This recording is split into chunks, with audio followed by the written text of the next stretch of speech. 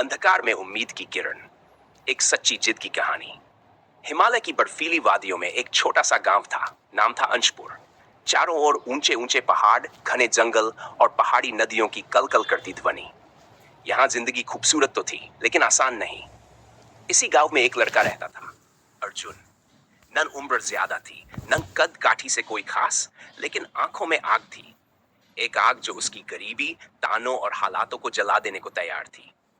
उसके पिता एक बूढ़े लकड़हारे थे, जिनके हाथों में अब फफोले थे, और माँ जो हर दिन खेतों में दूसरों के हिस्से की मिट्टी में अपने सपनों को बोती थी, पर कटाई हमेशा किसी और की होती थी।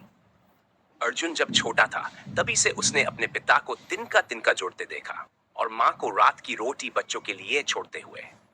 वो जानता था कि अगर उसने कुछ नहीं किया, तो उसकी जिंदगी भी उसी मिट्टी में दब जाएगी, जहां उसके माँ बाप के सपने दब चुके थे। गांव में एक टूटी फूटी सी लाइब्रेरी थी, जिसमें पुरानी पीली पड़ चुकी किताबें थीं। अर्जुन वहां रोज जाता। किताबें उसकी दुनिया बन गई थीं। उसके पास जूते नहीं थे, लेकिन उसके ख्वाब आसमान पर चलते थे। गांव के लोग उसे ताने मारते, पढ़ाई करके क्या करेगा, तू कोई साहब नहीं बनने वाला। मगर अर्जुन मुस्कुराता। उसे पता था, जब तक कोई तुम्हारे सपनों को पागलपन न कहे, तब तक वो सच्चा सपना नहीं होता। रातों को जब सब सोते, तब वो टिमटिमाते दिए की रोशनी में पढ़ता। सर्दियां इतनी कड़ाके की होती कि उसके हाथ सुन्न हो जाते, पर उसने किताबें नहीं छोड़ी। उसकी माँ उसे बार बार कहती, बेटा, इतनी मेहनत से क्या मिलेगा। अर्जुन बस एक ही बात कहता, माँ, जब तक जी रहा हूं, तब तक उम्मीद भी जिंदा है।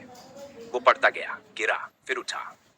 उसके पास महंगे कोचिंग क्लास नहीं थे, लेकिन उसके पास जुनून था, और वो किताबें, जो उसके लिए किसी मंदिर से कम नहीं थी। आखिरकार एक दिन वो आया, जिस दिन का इंतजार पूरे गांव को नहीं, सिर्फ अर्जुन को था। उसका परीक्षा का যদি ঘুম परिणाम। লাগুমাইতে या उसने लाগুमाইते एक ওই बड़ी ধারে राष्ट्रीय सामने থেকে प्रतियोगिता দেখতে में পারলে टॉप কিন্তু किया था।